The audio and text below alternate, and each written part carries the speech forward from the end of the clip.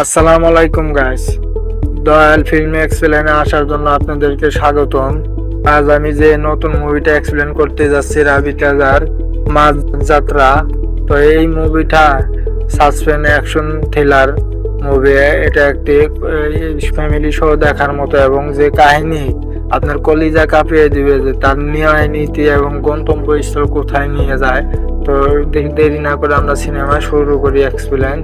শুরুতেই দেখা যায় এটা এক সাধারণ মানুষের গল্প, যে নিজের কর্তব্যকে ভালোবাসে আর অন্যায়ের সামনে মাথা নত করতে জানে না। তার নাম লক্ষণ, রেলওয়ের পুলিশ অফিসার।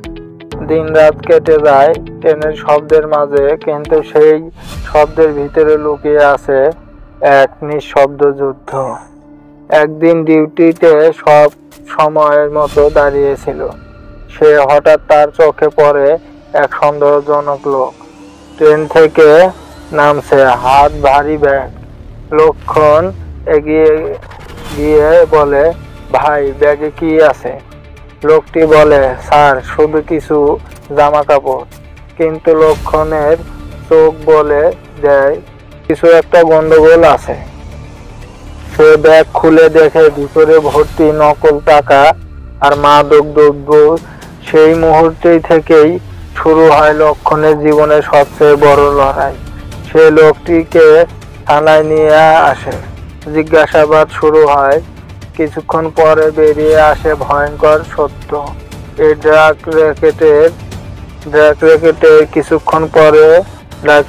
পিছনে আছে দেশের এক প্রভাবশালী নেতা। তার সিনিয়র অফিসার ভয়ে বলে, লক্ষণ, এই কেসটা ছেড়ে দে, এটা বড় লোকদের ব্যাপার। কিন্তু লক্ষণ উত্তর দেয়, আমি চাকরি হারাতে পারি, কিন্তু সত্যকে না। তার এই যে সবাইকে চমকে দেয়। ঠিক তখনই গল্পের আসে তার প্রেমিকার মীরা। সে এক স্কুল টিচার। বলে, তুমি ঠিক পথে আছো, কিন্তু সাবধানে থেকো।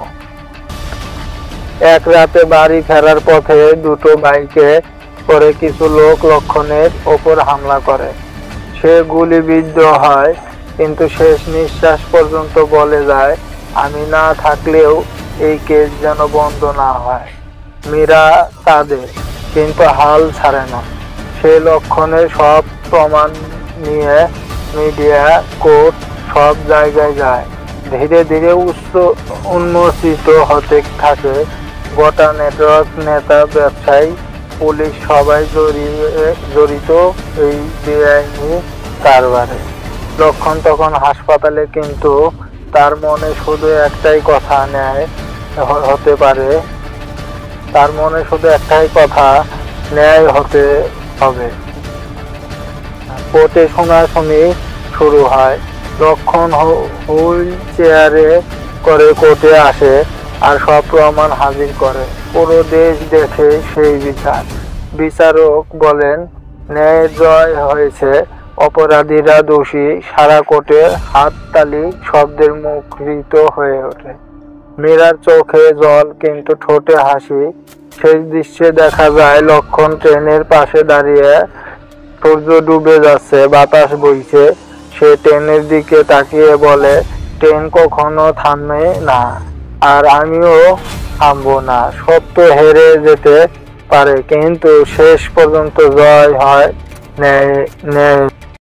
বন্ধুরা, যদি লক্ষণের এই গল্পটি তোমাদের অনুপ্রাণিত করে, তাহলে ভিডিওটা একটা লাইক দিতে ভুলো না, আর কমেন্ট করে জানাও এমন আরো অনুপ্রেরণাদায়ক গল্প দেখতে চাও কি না। চ্যানেলটাকে সাবস্ক্রাইব করো এবং সঙ্গে থাকো, কারণ পরের ভিডিওতে আছে আরেকটি বাস্তব ঘটনার উপর ভিত্তি করে নতুন গল্প।